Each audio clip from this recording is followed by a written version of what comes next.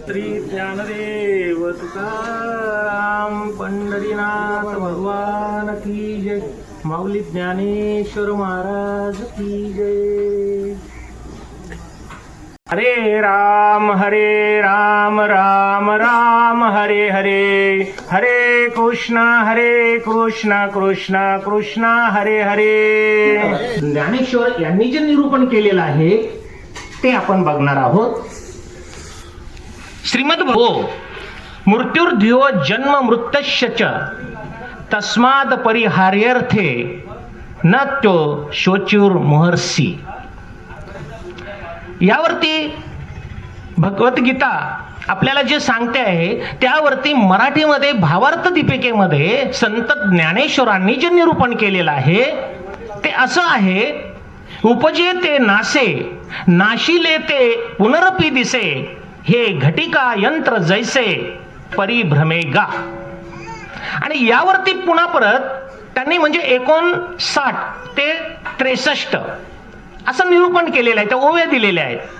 ना तरी उदो असतू आपेसे, अखंडित होत जात जैसे, हे जन्म मरण तैसे अनिवार्य जगी, महाप्रलय अवसरे, हे त्रैलोक्य ही संहरे, म्हणून हा न परिहरे आधी अंतु.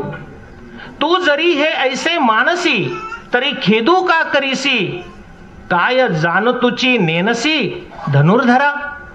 एथ अनिकही एक पार्था, तुझ बहुती परी पाहता, दुःख करावया सर्वथा विशो नाही. याच्यावरती संत ज्ञानेश्वर यांनी हे निरूपण केलेलं आहे. ह्या ओव्या दिलेल्या आहेत. तर आपल्याला बघायचं, उपजे ते नासे, नाशिले ते पुनरपी दिसे, हे घटिका यंत्र जैसे परिभ्रमेगा. आता आपण बघतो आहेत की आजींना जाऊन आज 10वा दिवस आहे. मृत्यू हा अटळ आहे. मृत्यू हा येणारच आहे. परंतु तो कसा यावा, तर आजींच्या बाबतीमध्ये सांगायचं म्हणजे तो अतिशय चांगला आलेला आहे. चांगला कसा आला? 21 तारखेला ज्या दिवशी उत्तरायण सुरू झालं बघा, उत्तरायण आणि दक्षिणायन. तर उत्तरायणामध्ये ज्या वेळेला मृत्यू येतो त्याला मोक्ष मिळतो. आणि बघा, आजींचा जो देह ठेवला तो म्हणजे उत्तरायणामध्ये ठेवलेला आहे. अतिशय पावन. म्हणजे या ठिकाणी जे इच्छामरण मागितलं होतं भीष्मांनी भगवद्गीतेमध्ये, त्याचा थोडासा वृत्तांत मी तुम्हाला देणार आहे. परंतु आजीच्या बाबतीमध्ये सांगायचं म्हणजे दातृत्व, मातृत्व आणि कर्तृत्व याचा त्रिवेणी संगम आजींच्या जीवनामध्ये होता. गरिबीवरती मात करून अतिशय कष्ट केले आणि त्या कष्टांवरती मात करत करत 5 मुलं आणि 2 मुलींना जन्म दिला आणि हा संसार फुलवला. आमचे जे संबंध होते श्रीकृष्ण, खरोखर मी तर म्हणेन की त्यांनी खरं जो आपल्याला मला जे सांगितलं की नाही, आजींचं माझ्या आईचं जे दशक्रिया विधी आहे त्याचं प्रवचन तुम्हीच करायचं. आनंद झाला. म्हटलं काहीच हरकत नाही, मी प्रवचन करणार. अंतकरणामध्ये थोडंसं दुःख वाटलं. आता कोणाची आई गेल्यानंतर माझी आई काय आणि त्यांची आई काय. पण ज्या वेळेस मी जे पंचांगण वगैरे बघितलं त्यावेळेस असं वाटलं की अरे, श्रीकृष्णाची आई गेली पण जाऊ दे, चांगलं झालं. माऊलीनं खूप चांगलं तिचं आयुष्य तिला परमेश्वराने एक स्वर्गामध्ये दिलेलं आहे आता हे. आणि मग ज्या वेळेला आमची बोलता बोलता अशी चर्चा झाली, वडील तर गाडगे बाबांच्या बरोबर ते असायचे आणि देव धर्म वगैरे या दृष्टिकोनातून थोडेसे ते बाजूला होते. मग आईवरती जी सगळी जबाबदारी पडली, आईनं ती लीलेया पार पाडली. हे सगळं वैभव कोणामुळे दिसतं?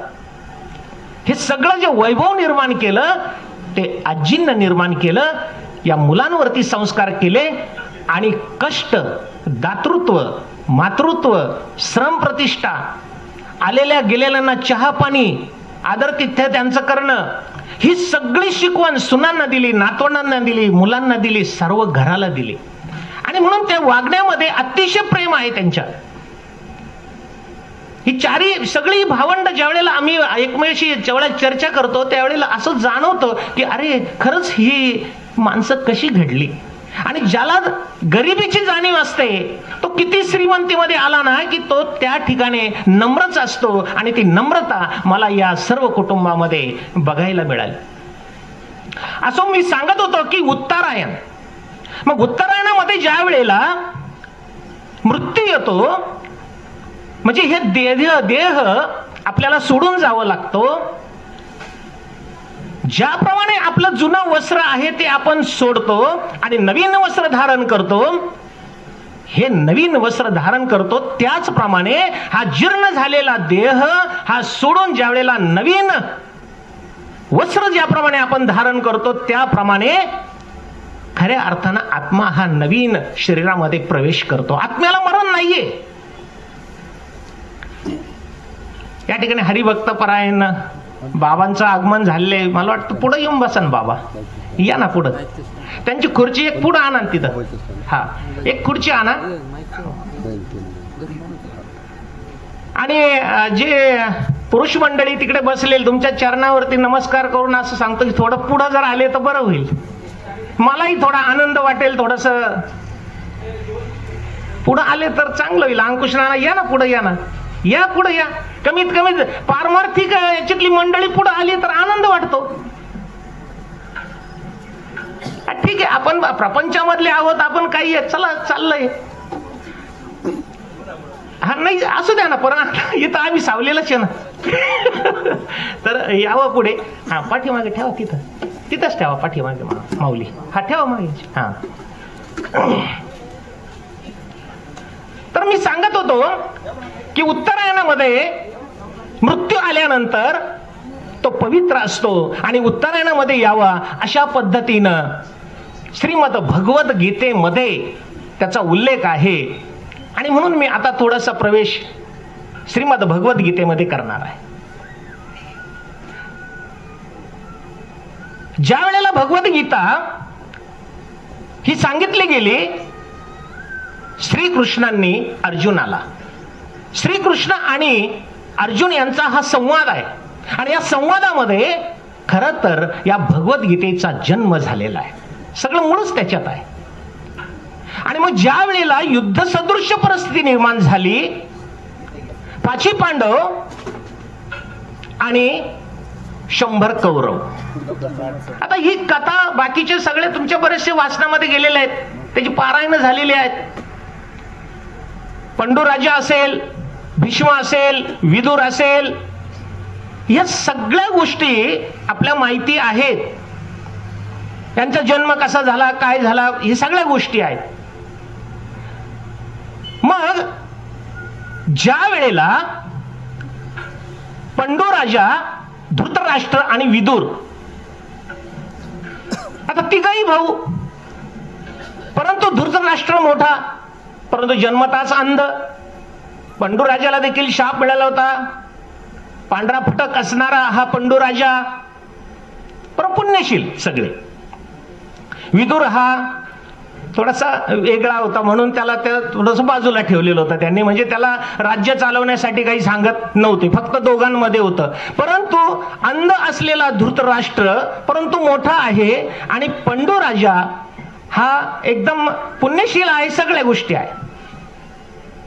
वितुष्ट निर्माण झालं दोघांमध्ये. कशा पद्धतीनं झालं?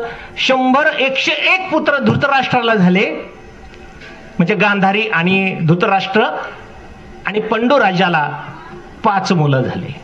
आता पंडूराजाला 5 मुलं झाले, परंतु त्यांचा आणखीन एक मुलगा होता कुंतीला. काय नाव होतं त्याचं? सूर्यपुत्र कर्ण. कुंती सांगती देवाला, कुंती सांगती देवाला, कर्ण पांडव रे पहिला. खर तर कर्ण झालेला आहे पहिला, परंतु कुमारिका असतानाच तिला जे काही मंत्र मिळालेले होते ते मंत्र खरे की खोटे हे बघण्यासाठी तिने मंत्र जपला सूर्याचा. आणि सूर्याचा मंत्र जपला. सूर्याचा मंत्र जपल्याबरोबर तिला कर्ण नावाचा मुलगा झाला. जन्मताच त्या बालकाला कवच कुंडले, बरोबर आहे ना बाबा, काही चुकलं तर सांगा बरं का. तर कवच कुंडले परिधान केलेले हा कर्ण. परंतु तिला भीती वाटली. तिने बघितलं तर बाल जन्माला आलेला आहे. अरे बाप रे, आता मी तर कुमारिका आणि माझी तर सगळी आबरू जाईल. बाहेर जर सांगितलं तर कुमारिकेला मुलगा झाला. तिने कुणाला सांगितलं नाही. तो पेटीमध्ये पॅक केला आणि नदीमध्ये गेली, सोडून दिला. मुलगा वाहत वाहत गेला पेटीत. धृतराष्ट्राचा जो सेवक म्हणूया, त्यांच्या हाताला ती पेटी लागली. ते निपुत्रिक होते. बघितलं मुलगा आहे, छान आहे, पालन पोषण केलं. पालन पोषण केलं. आता बघा, मुलगा लहानाचा मोठा होतो आहे, त्याने अन्न कुणाचं खाल्लं? धृतराष्ट्राचं. शेवटी संस्कार तसेच होणार आहेत ना. तिथंच पालन पोषण झालं. नंतर ही जी मुलं कशी झाली हे मी तुम्हाला थोडक्यात सांगेल. इकडं हे जे ज्या वेळेला हिमालयामध्ये तीर्थयात्रा वगैरे करण्यासाठी पंडूराजा निघून गेला आणि त्याच्या दोन्ही पत्नी त्याही बरोबर होत्या, त्याही गेलेल्या आहेत. आणि अशा पद्धतीनं तिकडे मृगयाची शिकार करत असताना दोन्हीही हरिण आणि हरिणी, नर मादी यांची जी क्रीडा चालू होती, आणि ती क्रीडा चालू असताना या पंडूराजाने बाण सोडला शिकारीच्या ह्याच्यामध्ये. दोघंही घायल होऊन पडले आणि त्यांनी शाप दिला. पंडूराजाला दिला शाप. पंडूराजाला शाप दिल्यानंतर पंडूराजा त्या ठिकाणी हकतीक झाला. शाप कोणता मिळाला की पंडूराजा, काय दोष होता रे आमचा? आम्ही मृगया, आम्ही काय पाप केलं रे तुझं? तू आम्हाला या ठिकाणी मारलंस. आणि हे बघ, याचं पाप लागत नाही, पण आम्ही क्रीडा करत असताना तू आम्हाला या ठिकाणी बाण सोडलेला आहे, मारलेला आहे ना. आता मात्र तुला असंच मरण येईल. तू ज्या वेळेला स्त्री बरोबरती व्हिडिओ चालू आहे ना येशील, किंवा ज्या वेळेला काम वासना तुझ्यामध्ये जागृत होईल आणि तू जर स्त्रीला स्पर्श केला तर तुझा त्या ठिकाणी अंत होईल. मग काय झालं, शाप मिळाला. पंडूराजा अगतिक झाला, आणखी दुःखी झाला. काय करावं? आणि विरक्त जीवन जगायला लागले ते. परंतु आता करायचं काय?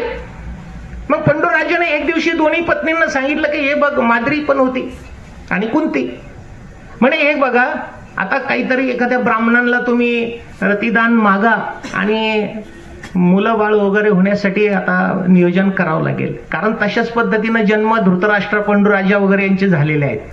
अंबिका, अंबालिका वगैरे आपण फार खोलात जाणार नाही, वेळ आपल्याला कमी आहे. इथे जन्म झाल्यानंतर मग सांगितलं रतिदान मागा, आणि रतिदान मागितल्यानंतर तुम्हाला पुत्र होतील. आता काय करायचं? परंतु हे मानायला तयार नव्हती. कोणतीही फार तपस्वी होती, माद्री तपस्वी. ते म्हणे नाही, आम्ही असं काही करणार नाही. मग काय करणार? मग तिने एकांतामध्ये सांगितलं, मी अजून कुणाला बोलले नव्हते, पण मला 5 वर मिळालेले आहे. म्हणे कोणते? म्हणे मी जर गेला ज्या देवाचा की ते देव येऊन मला पुत्र देतील. आणि मग अशा वेळेला त्या ठिकाणी ज्या वेळेला हे सांगितलं त्यावेळेला अरे वा म्हणे, चांगलं होईल मग. आणि मग तिने वायूला तो मंत्र जपला. तिला भीम झाला, तिला धर्म झाला, हे की नाही. मग अशा अर्जुन झाला. हे 3 मुलं कुंतीला झाले. मग हे 3 मुलं कुंतीला झाल्यानंतर मग आता काय? पंडूराजा म्हणे, अगं कुंती, 3 मुलं तुला झाले, आता माद्रीला तर काहीच नाहीये, मग तिलाही एखादा मंत्र, अश्विनी कुमाराचा मंत्र तिने दिला, तिने तो उच्चारला आणि तिला 2 मुलं झाले, नकुल आणि सहदेव. झाले 5 पांडव. आता इकडं धर्म ज्या वेळेला झाला, पहिला मुलगा बर का, त्यावेळेस गांधारीला दुःख झालं. गांधारीला इतकं दुःख झालं की पंडू राजाला मुलगा झाला आणि तो मुलगा आता गादीवर बसेल आणि मला तर काही नाही, म्हणजे त्या आवेशामध्ये, कारण तिला गर्भधारणा झाली होती, परंतु 2 वर्ष झाले गर्भामध्ये म्हणजे तिला ते बाळक पण होतच नव्हतं गांधारीला. मग काय झालं, तिला एकदम दुःख झालं. माझ्या अगोदर कुंतीला मुलगा झाला, युधिष्ठिर त्याचं नाव. अरे नाही, आणि त्या रागाच्या भरामध्ये तिने जोरात पोटावरती मारून घेतलं. बघा बरं का बुद्धी कशी असते, कर्म कशी असतात. मारून घेतलं आणि त्याच वेळेला तिची ती गर्भपिशवी बाहेर पडली. शोक करायला लागली, काय झालं माझ्याकडून. आणि त्याच वेळेला त्या ठिकाणी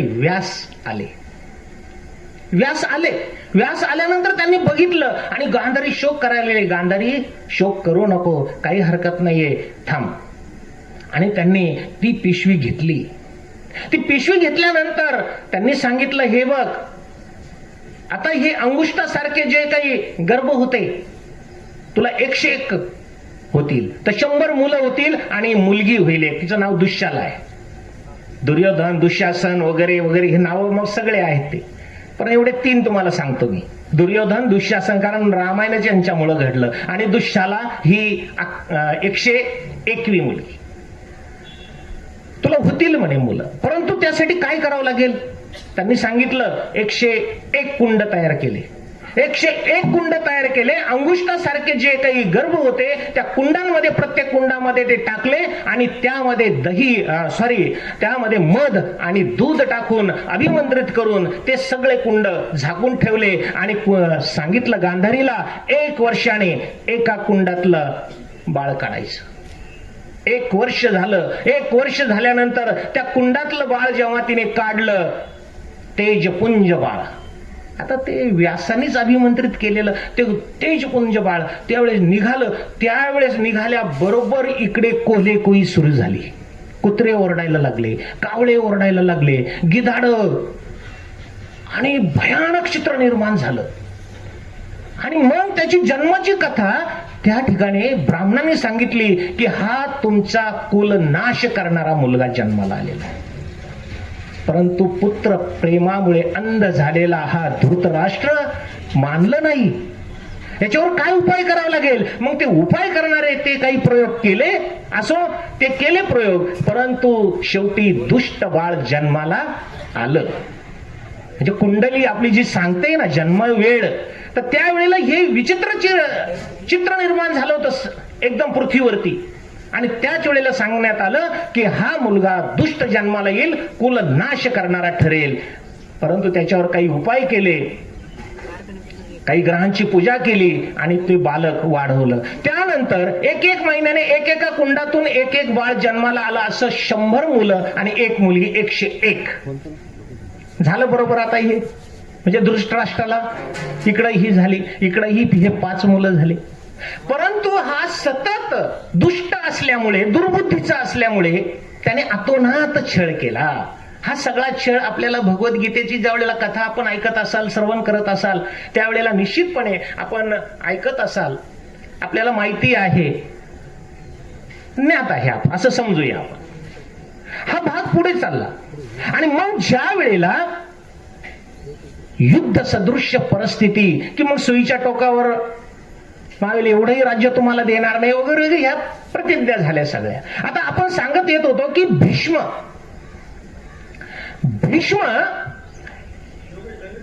यांना ज्या वेळेला अर्जुन आणि श्रीकृष्णाचा संवाद झाला आणि संवाद होत असताना अध्याय 2 आपल्याला बघायला मिळतं की त्यावेळेला अर्जुन हतबल झाला, विचार करायला लागला की अरे भगवंता, श्रीकृष्णा, अरे युद्ध कुणाबरोबर करायला लावतो मला तू. मला एकदा माझा रथ दोन्ही सैन्यांच्या मध्ये घेऊन चल. आणि दोन्ही सैन्यांच्या मध्ये रथ नेला मला निरीक्षण करायचंय, बघायचंय मला कोणाबरोबर युद्ध करायचं आहे. आणि मग श्रीकृष्णाने रथ दोन्ही नेलेला आहे युद्धभूमीवरती. अर्जुनाने निरीक्षण केलं, त्यावेळेस भीष्माचार्य, कृपाचार्य, द्रोणाचार्य हे सगळे तिथं दिसत होते. माझे भाऊबंद, आजोबा, पंजोबा, नातेवाईक सगळे दिसत आहेत. आणि यांना मारून मला राज्य मिळवायचं? कशासाठी मी राज्य घेणार? नाही नाही नाही, मी हे करणार नाही. असं ज्या वेळेला अर्जुन कृष्णाला म्हणतोय, कृष्ण म्हणतोय, अरे काय वेड्यासारखं करतोय तू, काय वागतोय तू, अरे बावळट सारखं करू नकोस. आणि मग त्या ठिकाणी सांग, उपजिते नासे नाशिले ते पुनरपी दिसे, हे घटिका यंत्र दैसे प्रवी भ्रमे गा. अरे जे नाश होणार आहे ते पुन्हा उत्पन्न होणार आहे आणि पुन्हा नव्याने येणार आहे. घटिका यंत्र जैसे, राहट गाडीप्रमाणे, घड्याळाच्या प्रमाणे परत परत हे कालचक्र आहे. आणि या कालचक्राने आपल्याला ह्या गती प्राप्त होणार आहे. तेव्हा तू मारणार कोण? आणि तू असा काय विचार करतोस की मी त्यांना मारू? तू कोण मारणार त्यांना? तू कोण? अशा अनेक प्रश्नांची त्या ठिकाणी चर्चा झाली. आणि खऱ्या अर्थानं मग जाणीव झाली की हे सगळे माझे आहेत आणि मी युद्ध करणार नाही. त्यांचं ते धनुष्यबाण ठेवलं, मी भिक्षा मागितलेली बरी वगैरे वगैरे त्याने त्या ठिकाणी सांगायला सुरुवात केली. परंतु श्रीकृष्णाने सांगितलं नाही. कर्मण्यवाधिकारस्य महाफलेषु कदाचन. कर्म, आणि त्यांचं कर्म जर वाईट असेल तर त्यांना मारण्यामध्ये कुठलाही तुला दोष लागणार नाहीये. त्यांना संपवलंच पाहिजे. धर्म, धर्मानेच आपण वागलं. तुम्ही क्षत्रिय आहात, तुम्हाला युद्धच करावं लागेल. आणि जर तू युद्ध केलं नाही तर तुला आयुष्यामध्ये मान मिळणार नाही, सन्मान काहीच नाही, तुझी नाचक्की होईल. करावंच लागेल तुला. आणि आत्मा हा मरत नाही, आत्मा हा अमर असतो. आणि मग अशा पद्धतीचं तत्वज्ञान सांगितल्यानंतर या तत्वज्ञानाला खऱ्या अर्थानं तिथं वाचा फुटली आणि युद्धाला सुरुवात झाली. आता इकडं भीष्मासारखे अगदी त्यांची मान आहे ना अशी खाली झालेली होती. भीष्मांची मान अशी खाली झाली होती आणि त्यांना वाटत होतं की माझी मान अशी थोडीशी वरती करावी. मानच वरती होईना. त्यावेळेस बघा, युद्ध म्हणजे जे काही कौशल्य असतं ते अर्जुनाने काय केले, 2 बाण असे काही एका व्यवस्थित त्याच्यामध्ये मारले आणि ते बाण मारल्यानंतर त्याची उशी तयार झाली आणि ते शिर एकदम बरोबर असं झालं. आणि मग म्हणे की मला तहान लागलेली आहे, मला पाणी प्यायचं आहे. 56 दिवस शरपंजरी पडलेले हे भीष्म. अर्जुनाने बाण मारलेला आहे आणि पाण्याची धार जी उडालेली आहे ना ती बरोबर त्यांच्या मुखामध्ये आलेली आहे. भीष्माच्या तृप्त झाले भीष्म, हसायला लागले. कारण तेही धर्माच्या बाजूनेच होते. परंतु नाविलाज झालेला होता हा दुर्योधन फार विचित्र होता. आणि ती भविष्यवाणी पुढे मग खरीच ठरली. कारण स्त्रीचा केलेला छळ तुम्हाला सगळ्यांना माहिती आहे. बाकीचं मग द्रौपदीचं काय झालं वगैरे वगैरे सगळं. तर या ठिकाणी मला एवढंच सांगायचं आहे की इच्छा मरण असल्यामुळे त्यांनी एवढंच सांगितलं की आता दक्षिणायन सुरू झालेलं आहे, दक्षिणायन संपलेलं आहे आणि उत्तरायणाला सुरुवात झालेली आहे. आता मी देह ठेवायला मोकळा आहे. आता मला मरण आलं तरी काहीच हरकत नाही. आणि अशा पद्धतीनं उत्तरायणामध्येच प्राण त्यांनी सोडले, वैकुंठाला गेले भीष्म. मी इथपर्यंतच सांगणार होतो. मग ह्या ज्या गोष्टी आहेत ह्या घडत चाललेल्या आहेत. रामकृष्णही आले गेले त्या विनेचे का ओस पडले. प्रत्येकाला जायचंय हा देह सोडून. हा नश्वर देह आहे, आत्मा पुण्यात्मा आहे. आणि म्हणून या आत्म्यानं कुठेतरी चांगले कर्म केले पाहिजे ना, चांगलं वागलं पाहिजे ना. मनुष्य जन्माला आपण आलेलोच आहोत तर आपण करतो काय हा विचार प्रत्येकाने केला पाहिजे. मी जन्माला आलेलो आहे तर माझ्या हातून कुठेतरी चांगलं काम झालं पाहिजे ना. येतं का कावळ्याला बोलता, येतं का गाढवाला बोलता, येतं का बैलाला बोलता? जरा विचार करा ना. बुद्धी दिलेली आहे मानवाला आणि इतकं जर चांगलं शरीर आपल्याला मिळालेलं असताना आम्ही फक्त जर इतरांची टवाळी करण्यामध्ये दोषारोप देखण्यामध्ये, मान अपमान याच्यावरती जर जीवन जगत असलो तर आम्ही खरंच जीवन जगतो का? खरंच जीवन जगतो आपण? इतकं चांगलं तोंड दिलं, इतकं चांगलं शरीर आपल्याला दिलेलं आहे, त्या तोंडामध्ये आम्ही काही टाकतो, हे शरीर खराब करून टाकतो. अरे नामस्मरण करा ना, हरिमुखे म्हणा, हरिमुखे म्हणा, पुण्याची गणना कोण करे. असा कोणता गर्व झालेला आहे तुला की तू हरीचं नाम विसरून गेलास? कुठला गर्व आहे? रावणाला गर्व झाला होता, परंतु रावणाच्या सुद्धा प्रतिज्ञा पणाला गेलेल्या नाहीत. काय केल्या होत्या 3 प्रतिज्ञा रावणाने? समुद्राचं पाणी गोडं करेल, सुवर्णाला सुगंध प्राप्त करून देईल आणि आकाशाला शिडी लावेल. ह्या 3 प्रतिज्ञा होत्या रावणाच्या. झाले का पूर्ण? गडगंज श्रीमंत, विद्यासंपन्न, परंतु दुर्बुद्धी सुचली, सीतेचं अपहरण केलं आणि त्याच ठिकाणी त्याचा अंत झाला. माहिती आहे आपल्याला सर्वांना. मग ह्या ज्या गोष्टी आहेत, आम्ही फक्त पुराणामध्ये वाचतो आहोत, शास्त्र वाचतो आहोत, आम्ही या सगळ्या गोष्टी करत आहोत, कथा कीर्तन सगळं काही ऐकतोय, तेवढ्या पुरतं ऐकायचं, तेवढंच धरायचं, घरी गेलं का विसरून जायचं, पुन्हा जे चाललंय तेच, ये रे माझ्या मागल्या, चालू झालं आपलं जीवन. यासाठी आपल्याला दिलेलं नाहीये. चांगलं करता आलं तर चांगलं करा, वाईट करू नका ना. आज काय चित्र निर्माण झालेलं आहे समाजामध्ये. आज संस्कार नावाची चीजच राहिली नाही, असंच म्हणावं लागेल. मुलाबाळांवरती संस्कार करण्याचे दिवस आलेले आहेत. मोबाईल मुळे फार चित्र पालटून चाललेलं आहे. कुठं चाललोय आम्ही? हे जग कुठं चाललेलं आहे? विज्ञानाने भरपूर शोध लावलेले आहेत. आम्ही म्हणतो की विज्ञान फार पुढे गेलंय. आज मोबाईल मध्ये तुमचं 5G आलंय, पुढे चालून ते 10G पण होईल ते. अरे पण चाललंय काय हे? कुठं आम्ही संस्काराला कमी पडायला लागलेलो आहोत? आज जिहादी सारखे प्रकार आपल्याकडे घडतायत. मुली बाळींचा प्रश्न गंभीर झालेला आहे. आणि मग यासाठी आम्ही विचार करण्याची गरज आलेली आहे आणि आपला ताठा आपण सोडून दिला पाहिजे, एवढंच मला आता म्हणायचं आहे. किती गर्व करणार आहोत आपण, किती गर्वाने वागणार आहोत. भीमाला गर्व झाला होता शक्तीचा, त्याचाही गर्व हरण झालेला आहे.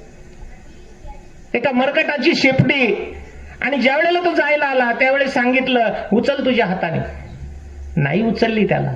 हनुमानराय, अरे किती बलाढ्य जरी तू असला बाबा, पण तुझ्याही पेक्षा कोणीतरी आहे ना या जगामध्ये, अशी शक्ती आहे. हे चालतं कुणाच्या याने शरीर, कुणाच्या या सत्ते चालते शरीर हे, आहे की नाही? हा श्वासोश्वास ज्या दिवशी बंद होईल ना, निपजीत शरीर पडेल आपलं. कोणी विचारणार नाही तुमच्या शरीराला. किती आज त्या सजवण्यामध्ये आम्ही व्यर्थ वेळ घालवतो आहोत. अरे एवढा वेळ जर नामस्मरणामध्ये घातला तर मला वाटतं परमेश्वर प्राप्त होईल. काय असतंय नाही ठीक आहे. तर हे शरीर आपल्याला खऱ्या अर्थानं जे परमेश्वराचं नामस्मरण करण्यासाठी दिलेलं आहे, देवाची सेवा करण्यासाठी आहे.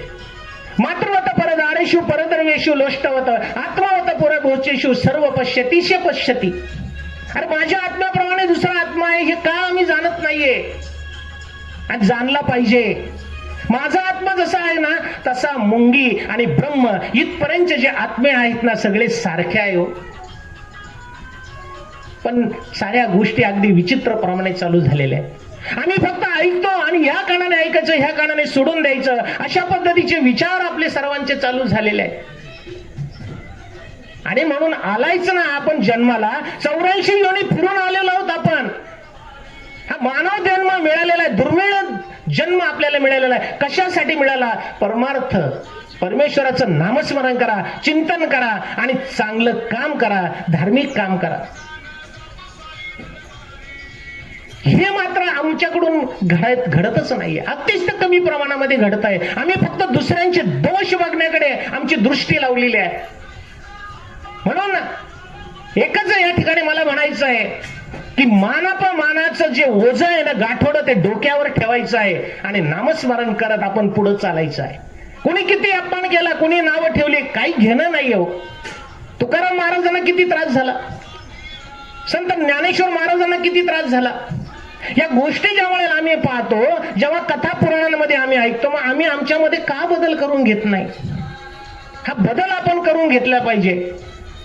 निपाणी वाडगावचे सरपंच आलेले आहेत, आदर्श सरपंच रवीर भाऊ पवार, संजय भाऊ राऊत, त्यानंतर भाऊराव आपले सोनवणे भाऊ, सर्वांना प्रणाम. बसा. या रामकृष्ण. या गोष्टी आपण ह्या वेळोवेळी आपण ह्या जाणल्या पाहिजे. मी जन्माला आलेलो आहे, कशासाठी आलो, का, कुठे, केव्हा, कधी, कसे, 7 प्रश्न आहेत जीवनामध्ये आपल्या. का, कुठे, कधी, कसे आणि का बरं, कशासाठी आम्ही आलो, कशासाठी आम्ही आलेलो आहोत. आणि हे जे जीवन आहे हे काही आम्हाला उद्या आम्ही म्हणतोय की नाही. आता मी एक सहज तुम्हाला एक सांगतो. किराणा दुकानामध्ये आपण जातो आणि किराणा दुकानामध्ये जाऊन आपण यादी करतो. पहा, त्या दुकानदाराला सांगतो, हा मला हे महिन्याचं सामान दे. मग ते शेंगदाणे असेल, काय असेल, जीवनोपयोगी वस्तू घेतले आपण आणि ते सामान सगळं घेतलंय, गठुडं बांधलंय आणि चाललो. मला एक सांगा, तुम्ही महिन्याभराचं सामान घेतलं ना. मग महिनाभराचं सामान घेतलं, एकच प्रश्न जीवनाला विचारा, पुढच्या दिवशी किंवा दुसऱ्या दिवशी मी राहील का. विचारा, थोडा प्रश्न विचारा आपल्या मनाला. हे सामान आणलंय घरी, गठुडं बांधून आणलंय किराणा, परंतु दुसऱ्या दिवशी मी हे खायला राहील का. महिन्याची तजवीज केली आपण. मी फक्त महिन्याचं सांगतो बरं का, आपण कितीतरी वर्षाचं करून ठेवतो, घर बांधतो, सगळं करा, पण परमेश्वराला विसरू नका हो. नामस्मरण करा. त्या परमेश्वराच्या नावाने आपण तरुण जातो. मग तुम्हाला भक्त प्रल्हाद आठवत असतील. हिरण्यकश्यपूने काय केलं, रावणाने काय केलं, कंसाने काय केलं. त्यांचा नाश झाला. आपण कुठं आहोत, आपण करतो काय आहोत. आणि यासाठी खऱ्या अर्थानं मला एकच म्हणायचं आहे, पश्यती स पश्यती. आपण जाणलं पाहिजे. पश्यती जाणून घ्या. आलोच आहे जन्माला तर चांगलं करून जाऊ ना. चांगलं करून जाण्यामध्ये काय वाईट आहे आणि काय वाईट विचार आम्हाला सुचतात. बघा, एक उदाहरण मी तुम्हाला अत्यंत छान देईल. रामायणामधलं उदाहरण आहे. राम, सीता आणि लक्ष्मण वनवासामध्ये होते. वनवासामध्ये असताना एक दिवशी रामाने लक्ष्मणाची परीक्षा बघण्याचं ठरवलं. फार छान दृष्टांत आहे.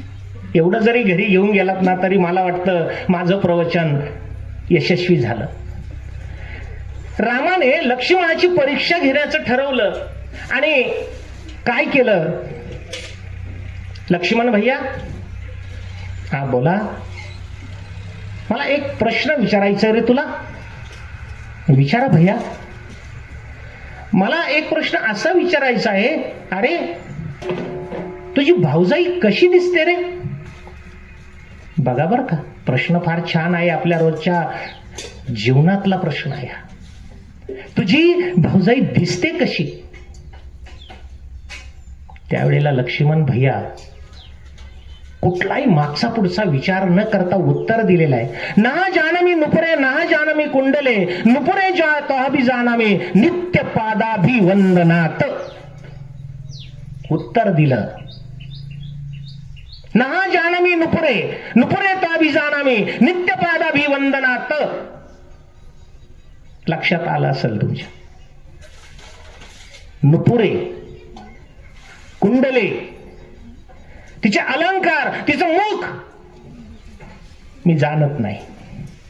लक्ष्मण भैयाने उत्तर दिलंय बरं का रामाला. काय उत्तर दिलं, मी तिचं तोंड मी पाहत नाहीये, तिच्या कानातले मला माहिती नाहीये, तिची हनोटी कशी आहे, डोळे कसे आहेत, नाक कसं आहे, तिचे केस कसे आहेत हे मी जाणत नाही. मग मी एकच जाणतो की तिचे चरण हे कमळापेक्षाही, त्या फुलापेक्षाही मऊ आहेत. सुंदर तिचे चरण आहेत. बस मला एवढ्यानेच माझी जी भाऊजाई आहे ती खूप सुंदर आहे. ती खूप सुंदर आहे. लक्ष्मणाची विचार. चरण स्पर्श नित्य पादाभिवंदनात, पाद म्हणजे पाय, वंदनात दर्शन, मी तिचं सतत दर्शन घेतो आणि म्हणून तिचे चरण फक्त मला दिसतात, मला तिचं मुख दिसत नाही, मला तिचं सौंदर्य मला पाहायचं नाहीये, फक्त तिचे चरण मला दिसतायत. म्हणून माझं लक्ष तिच्या त्या पायावर, आणि त्या पायांमुळेच माझी सीता खरोखर खूप छान आहे. आम्ही काय पाहतो, काय बघतो आम्ही? अहो, आमची दृष्टी, आम्ही ते सौंदर्य बघण्यामध्ये न्याळून पाहायला लागलेलो आहोत. अरे त्याच्यामध्ये गुण काय ते बघ ना बाबा. वाईट विचार आमच्या डोक्यामध्ये येत आहेत. वासनेच्या संगे नको जाऊ म्हणा, पाहत्या रावणा काय झाले, इंद्रा पडली भगे, चंद्र झाला काळा, नारद चुकला चाळा भजनाचा. अरे काय काय चाललंय? मोहिनीच्या मागे भस्मासुर गेला, बाली प्राण गेला रामबाणे. पहा त्या रावणा काय झालं, काय झालं त्या रावणाचं, इंद्राचं काय झालं, चंद्राला सुद्धा डाग पडलेला आहे. मग आम्ही कुठं आहोत, आम्ही कुठं आहोत? म्हणून निरीक्षण करत असताना, महिलांकडे बघता, माय बहिणींकडे पाहत असताना ना, या भावनेतून बघा की जी सुंदर स्त्री महिला असेल, मुलगी असेल, ती माझी मुलगी आहे, जी महिला आहे ती माझी आई आहे. या दृष्टिकोनातून बघा ना, ही नजर ठेवा ना. वाईट नजर का बघतात? आणि या मोबाईलमुळे आज सगळं चित्र पालटत चाललेलं आहे. आणि म्हणून अधर्म, जिथे अधर्म तिथं नाश, आणि जिथे धर्म तिथं प्रगती. धर्माने वागा, धर्मच आपल्याला टिकवायचा आहे आणि या धर्मानेच आपल्याला पुढे जायचं आहे. म्हणून आई वडिलांची सेवा करा. म्हणून भक्त प्रल्हादाने आई वडिलांची सेवा केली, आहे की नाही? नंतर त्याने पुन्हा त्यांचा उद्धार केला. श्रावण बाळाने तेच केलं आणि भक्त पुंडलकानेही तेच केलेलं आहे. मागे वीट भिरकवली आणि त्याच्यावरती आजही 28 युगे आज आपल्या ठिकाणी आज पांडुरंग उभा आहे विटीवरती.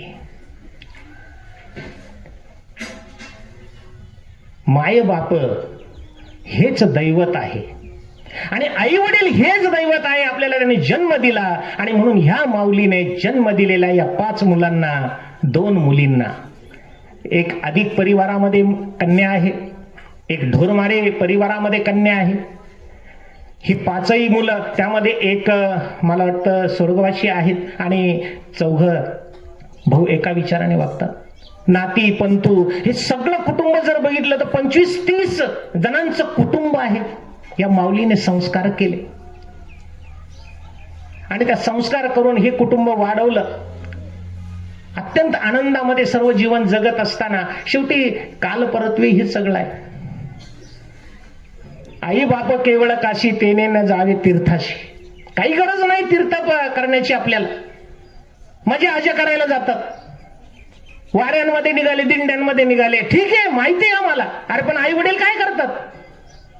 आई वडिलांची सेवा नाही आणि इकडं मात्र चाललंय. सगळेच आहेत असं नाही, हा क्षमा करा, मला तुम्हाला पाया पडून सांगतो, नाही तर गैरसमज करून घ्याल. इकडं आई वडिलांकडे लक्ष द्या. आई वडिलांकडे लक्ष द्यायचं नाही आणि दिंडीला निघालाय पताका घेऊन, चांगलंय, वा वा, रामकृष्ण हरी, चांगलंय, विठ्ठल विठ्ठल. स्त्रियांच्या बाबतीमध्ये तेच आहे. अरे ठीक आहे, आम्ही दुःख विसरण्यासाठी चाललेलो असेल त्या वाटेला, परंतु आपलंही काय आहे तेही बघा ना. आणि म्हणून आई वडिलांची जो सेवा करतो ना, त्याला सगळे तीर्थ त्यांच्या चरणापाशी येऊ, सगळे तीर्थ चरणापाशी. आनंद आहे तिथे. त्यांच्या डोळ्यामध्ये, त्यांच्या चेहऱ्यावरती जे हास्य पाहिलं ना, आनंदाला पारावार राहत नाही. असं वाटतं की बस आपल्याला इथंच परमेश्वर मिळावं. कुठं जाता, कशासाठी जाता बाहेर? काहीच गरज नाही जायची. आंधळ्या पांगळ्याला मदत करा, अनाथ मुलांना मदत करा. तुम्हाला सांगतो, ही प्रवचन सेवा जी मी घेतलेली आहे, दीक्षा मिळाली मला स्वामी चैतन्यनाथ गिरी महाराज आणि बाबाजी भास्कर गिरीजी महाराज. तसेच आमचे सगळ्यांचे आशीर्वाद आहेत. तर बाबाजी आहे तिथे, सगळ्यांचे आशीर्वाद मिळाले आणि सांगितलं एकच की तुम्ही जी सेवा केली ना, ती सेवाच केली, मुलांना घडवलं, परंतु ते मुलांना घडवत असताना तुमची सेवा तिथपर्यंतच राहिली, आता सीमित झाली. आता मात्र तुम्हाला हे समाजासाठी काहीतरी करावं लागेल, धर्म वाढवायचा आहे. तुम्ही यामध्ये या तुम्ही. हे ज्या वेळेला सांगितलं गीता जयंती ते 1 डिसेंबरला, त्या दिवशी माझं प्रवचन झालं आणि तिथून पुढे सुरुवात झाली.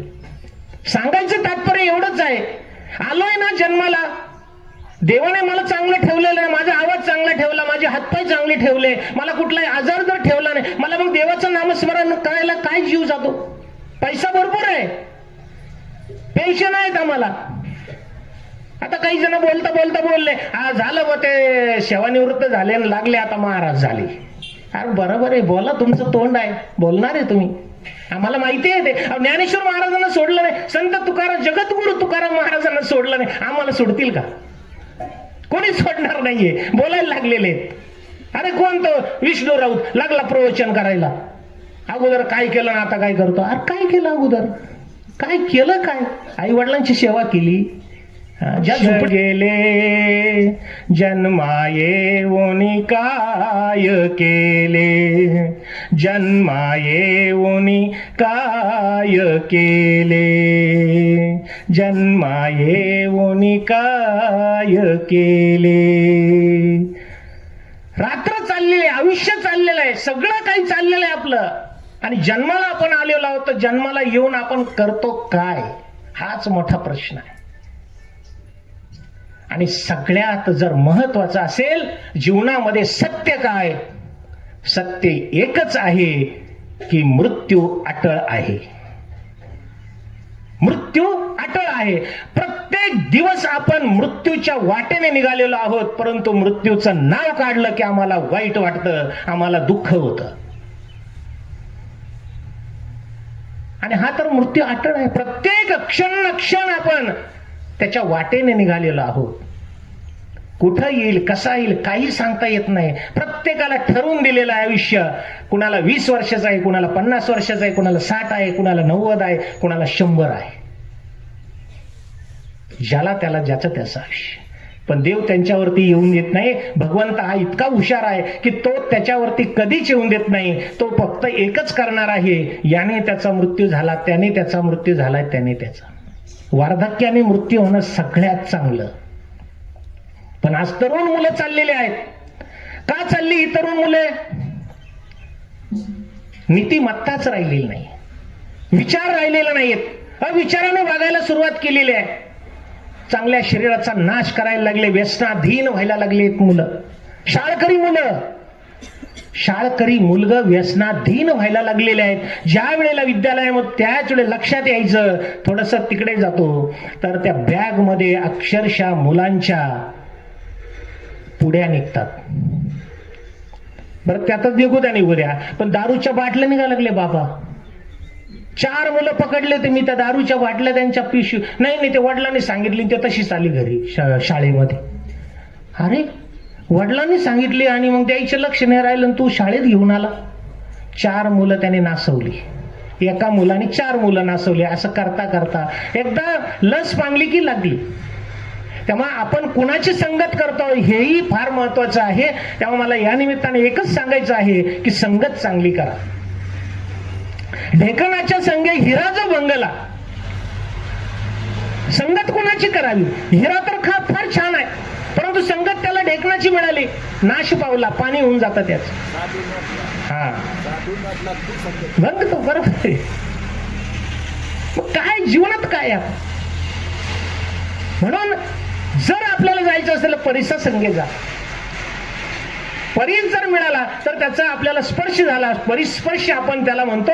आणि हा जर परिस्पर्श झाला तर जीवनाचं सोनं झाल्याशिवाय राहणार नाही. आणि म्हणून संत संगतीचे काय सांगू सुख. संतांच्या संगतीला या ना, त्यांचा चरणस्पर्श आपल्याला होऊ द्या, त्यांची धूळ आपल्या अंगाला लागू द्या, तुमचं कल्याण झाल्याशिवाय राहणार नाही. आणि म्हणून गुरूंचं नामस्मरण करा, मोठ्यांचा आदर करा, आई वडिलांची सेवा करा, अविचाराने वागू नका, मुलाबाळांवरती चांगले संस्कार करा. त्याला वेळोवेळी सांगता आलं पाहिजे हे तुझं चुकतं. आज बापच चुकतं तेव्हा मुलाला काय सांगणार आहे? तो काय सांगणार आहे मुलाला कोणत्या तोंडाने? आम्ही या ठिकाणी बसलो, आम्ही केलं आणि मग सांगितलं. आम्ही कुठेतरी सांगू शकतो, आमचं कुणीतरी ऐकू शकतं. नाहीतर कुणी येऊन आणि बसला आणि लागला सांगायला, तर आम्ही याचं ऐकायला आलो काय?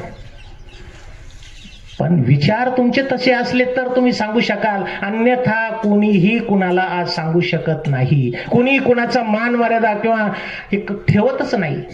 या ताई रामकृष्ण हरी. वंदनाताई या ठिकाणी आलेल्या आहेत, त्यांनाही प्रणाम. भाऊंचं आगमन झालं, त्यांनाही प्रणाम. आणि म्हणून जीवनामध्ये चांगलं करता आलं तर आपण तेच करायचं आहे, वाईट करायचं नाहीये. अतिशय चांगल्या विचाराने आपण जर वागलो तर निश्चितपणे आपला हा जो काही देह आहे हा छानपैकी समर्पित होईल. रामकृष्ण हरी.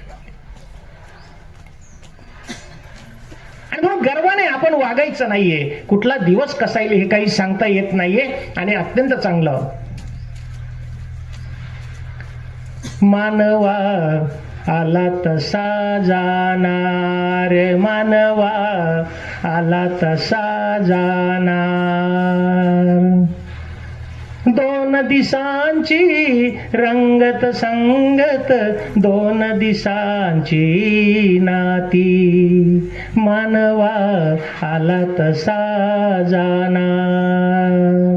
या देहाची मुठभर माती, या देहाची मुठभर माती, गंगेला जाणार, मानवा आला तसा जाणार, मानवा आला तसा जाणार. काय हो, आलो जीवनाला, जाताना फक्त मुठभर माती तुमची गंगेला जाणार आहे. आणि ती गंगेमध्ये गेली ना, गेलं, संपलं सगळं. पंचतत्वामध्ये विलीन. अरे काय शरीर, पंचतत्वाने तयार झालेलं हे शरीर आहे. पृथ्वी, आप, तेज, वायू, आकाश, या पंचमहाभूतांचं हे सगळं शरीर आहे. आणि त्याच्यातच विलीन होणार आहे. आत्मा कुठं आहे, कसा आहे, काय कोणीही पाहिलेला नाहीये.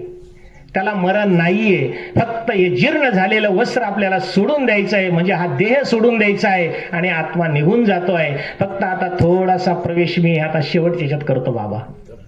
चालेल ना? कारण वेळ श्रीकृष्णाला हे करतो.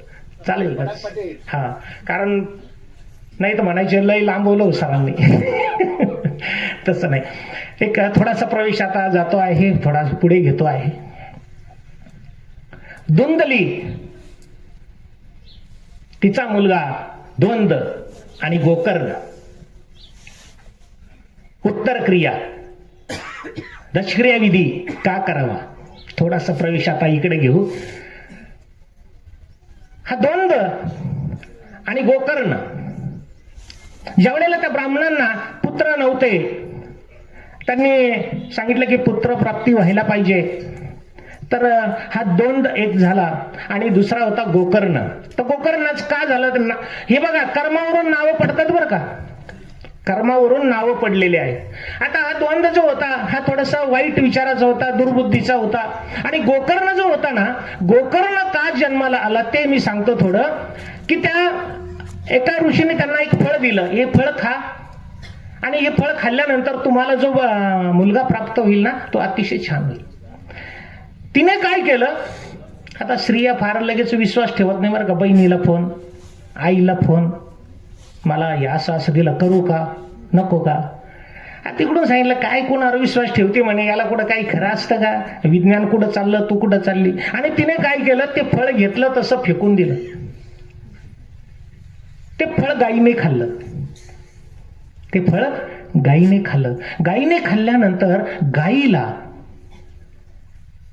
तो जो मुलगा झाला ना, त्याचं शरीर पूर्ण सगळं मानवाचं होतं, फक्त कान त्याचे होते गायीचे, गोकर्ण. परंतु तो अतिशय धर्मशील, अतिशय छान, अतिशय विद्यासंपन्न. पुढे काय झालं, हा द्वंद्व अविचारी, हा द्वंद्व वारला. वारल्यानंतर त्याचं सगळं दशक्रिया विधी वगैरे झाला, सगळे घरात आले आणि सायंकाळच्या वेळेला रडण्याचा आवाज आला घरामध्ये. रडण्याचा आवाज आला. सगळे शांत झोपलेले ते. हा गोकर्ण उठला. आपल्या जर घरात आवाज आला तर काय होईल वर? भीती वाटेल लगेच, अरे बापरे काय झालं. परंतु गोकर्ण ते अगदी त्याने ते पाहिलं. अरे कोण रडतं म्हणून पाहायला गेलं तर दोन उभा होता तिथे. का रे तू का रडतो? तुझा सगळा विधी. तो म्हणे काय सांगू म्हणे भाऊ, की माझं सगळं काही तुम्ही केलं पण मी पापी असल्यामुळे ना मला वरती जागा नाही आणि मला काही वर तिथं ठेवे ना, परत मला खाली दिला पाठव. गोकर्ण म्हटला असं आहे का? बरं ठीक आहे, आता ते काहीतरी मग तुझं पुण्य आता तुला द्यावं लागेल ना. आणि मग पुन्हा परत उत्तर क्रिया व्यवस्थित केला आणि ते जे काही दशक्रिया विधी झाला तो दशक्रिया विधी तिथं जे आपण तीळ अर्पण करतो ना ते पुण्य त्यालाही थोडं थोडं गेलं आणि मग त्याला ती जागा मिळाली. आणखी एक दुसरं उदाहरण तुम्हाला रामायणामधलं मी सांगेल. दशरथ राजाचा ज्या वेळेला देह ठेवला त्यावेळेला प्रभू रामचंद्रांनी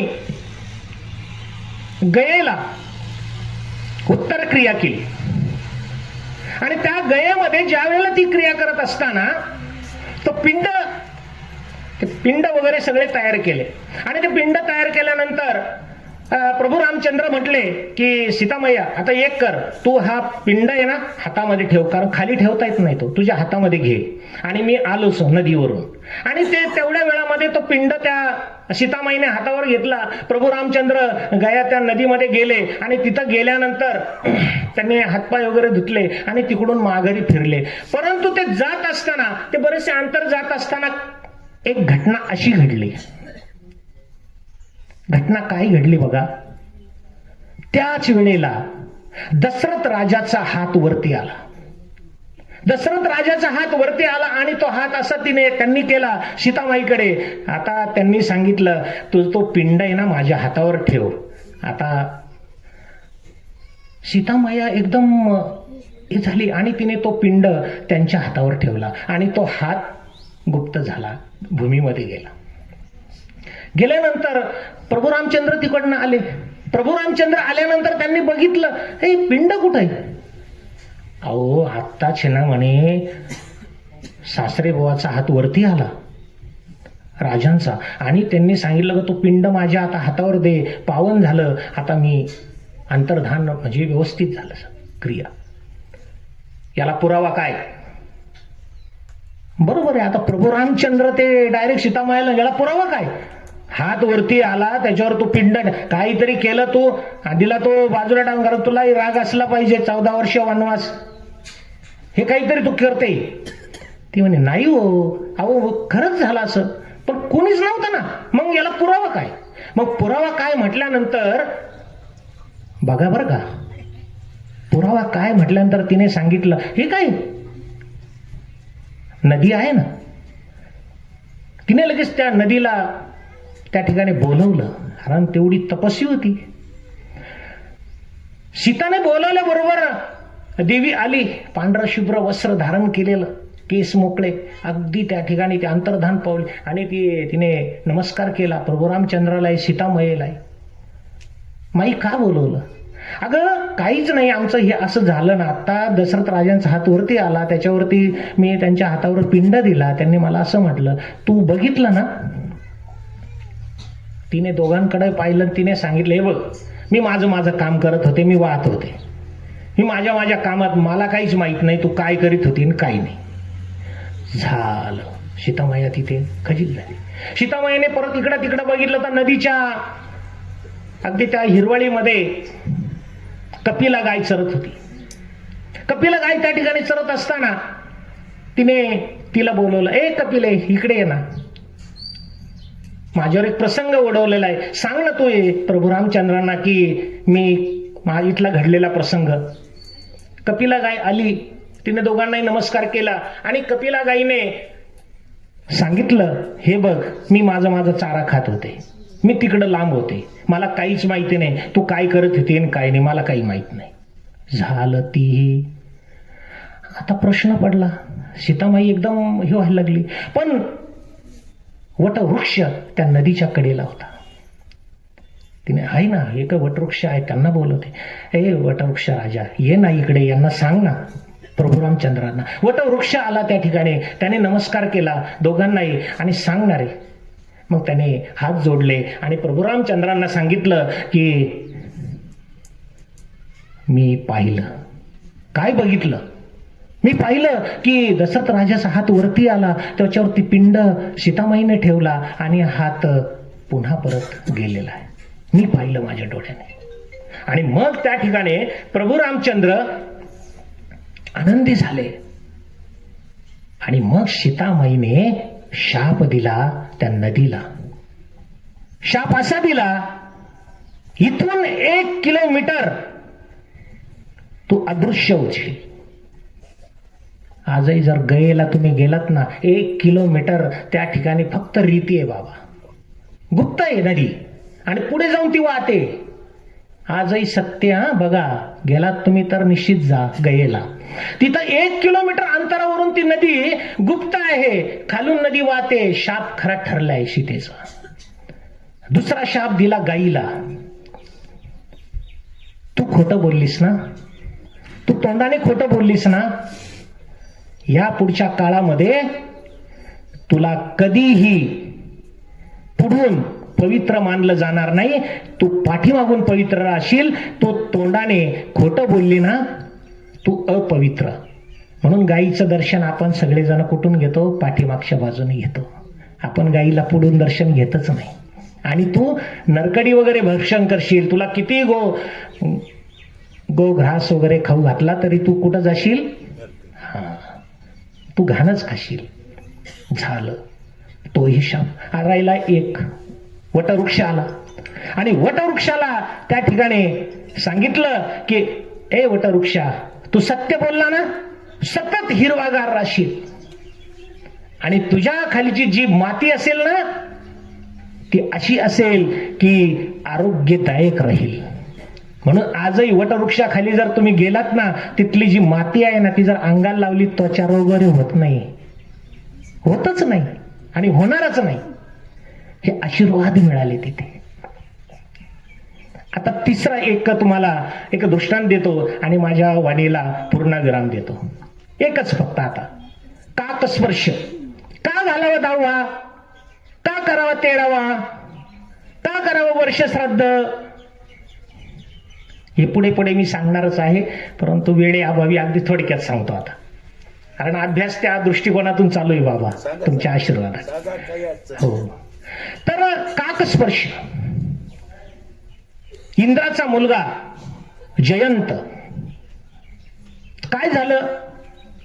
एक दिवशी प्रभू रामचंद्रांनी सीतेला अगदी छान पैकी हार तयार केला. अगोदर सगळी सीतामाईच करायची बरं का. प्रभू रामचंद्रांना फुलं वगैरे वाहनं वगैरे त्यांची पूजा अर्चा सगळं करायची.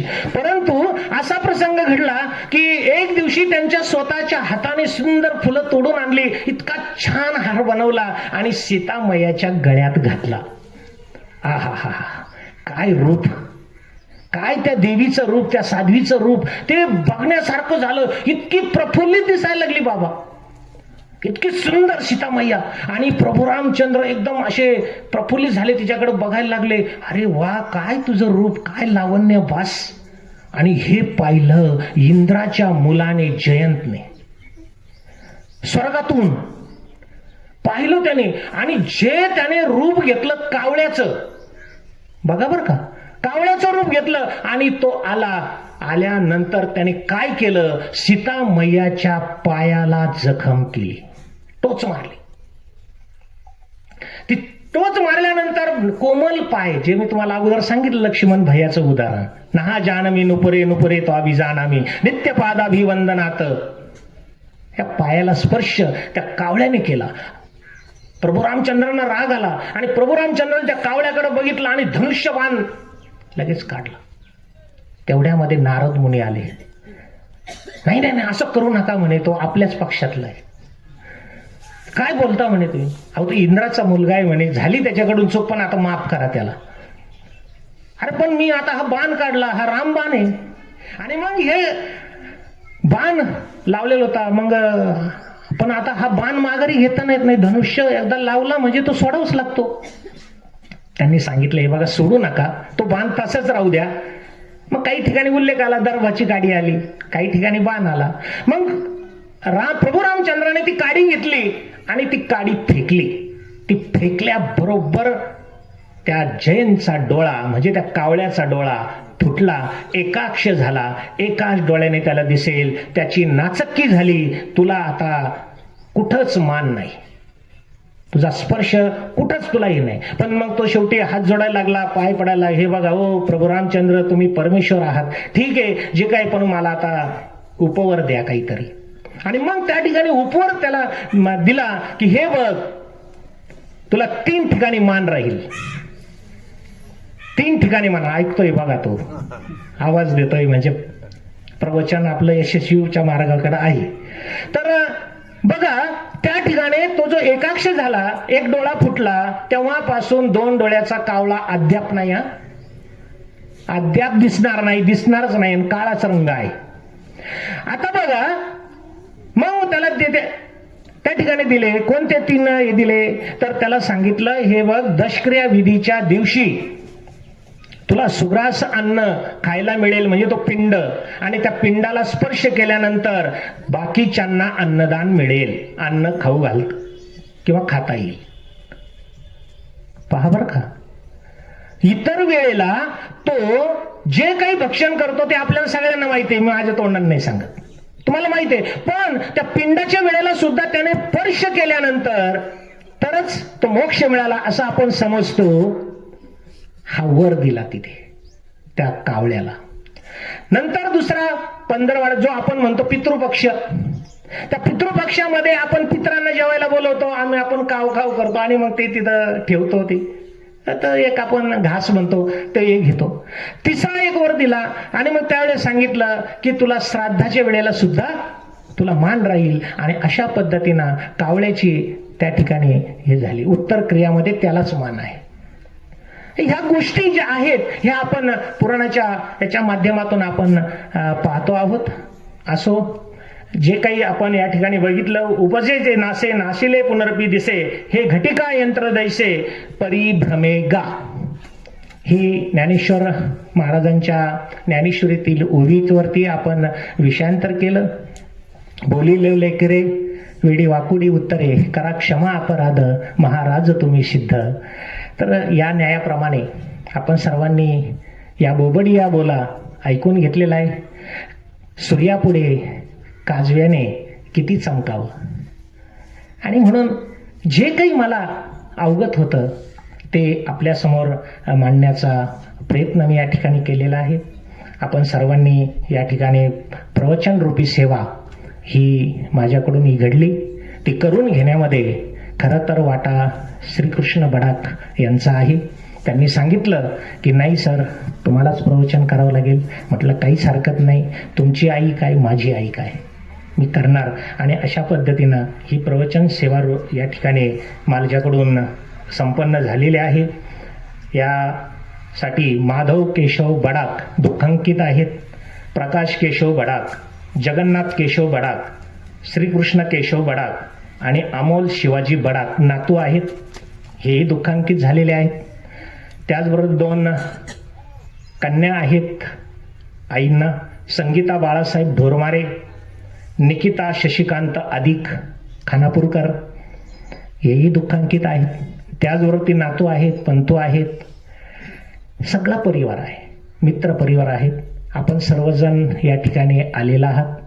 सर्वांच्या चरणी पुनश्च एकदा मी नतमस्तक होतो आणि या आजींना खऱ्या अर्थानं स्वर्गामध्ये जागा मिळावी अशी मी सर्वांच्या चरणी, परमेश्वराच्या चरणी प्रार्थना करतो.